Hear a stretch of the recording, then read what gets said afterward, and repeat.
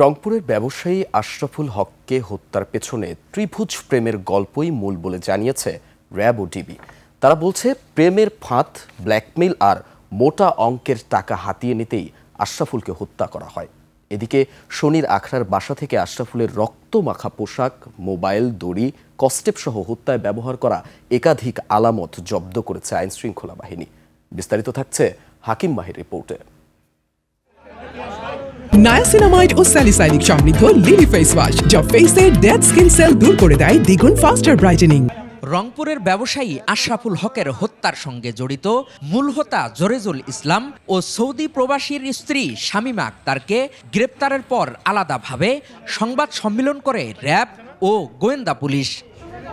তারা জানায়, প্রবাসী বন্ধু জরেজুল ইসলামকে বিশ্বাস করেই ঢাকা এসেছিলেন আশরাফুল হক। ত্রিভুজ প্রেমের ফাঁদ, ব্ল্যাকমেইল আর মোটা অঙ্কের টাকা হাতিয়ে নেয়ার পরিকল্পনাই রংপুরের ব্যবসায়ী আশরাফুল হকের হত্যার পেছনের মূল কারণ বলে দাবি করে আইনশৃঙ্খলা বাহিনী। একটা ত্রিভুজ প্রেমের কাহিনী, আসলে হত্যাকাণ্ডটা ঘটেছে এই প্রেম গঠিত সংকটে।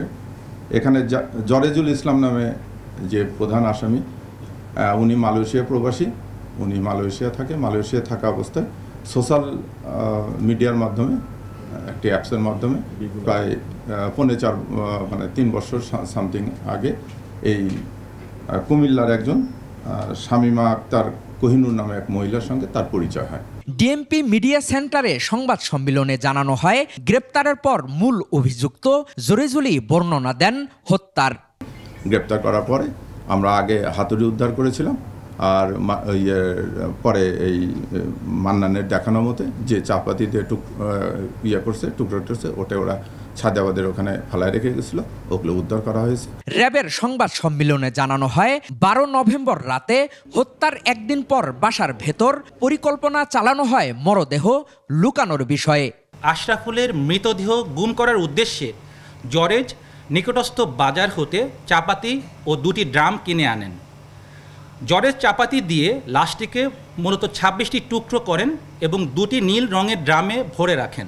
র্যাব জানায়, হত্যায় ব্যবহৃত গুরুত্বপূর্ণ আলামত সহ গ্রেপ্তার করা হয় প্রেমিকা শামীমাকে। ভিকটিমে আশরাফুলের রক্তমাখা সাদা রঙের পায়জামা, পাঞ্জাবি সহ হত্যার কাজে ব্যবহৃত দড়ি, স্কচটেপ, গোলগলা গেঞ্জি এবং একটি হাফ প্যান্ট একটি বস্তার ভিতর মুখ বাঁধা অবস্থায় শনির আক্রাস্থ নূরপুর এলাকা হতে র্যাব 3-এর একটি আবেদনিক দল উদ্ধার করতে সক্ষম হয়। 13 নভেম্বর হাইকোর্ট এলাকার পানির পাম্প সংলগ্ন 2টি নীল রঙের ড্রাম থেকে অজ্ঞাত ব্যক্তির খণ্ডিত মরদেহ উদ্ধার করে শাহবাগ থানা পুলিশ।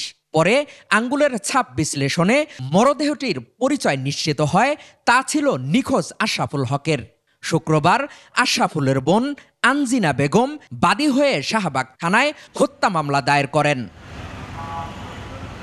হাকিম মাহি, 21 টেলিভিশন, ঢাকা।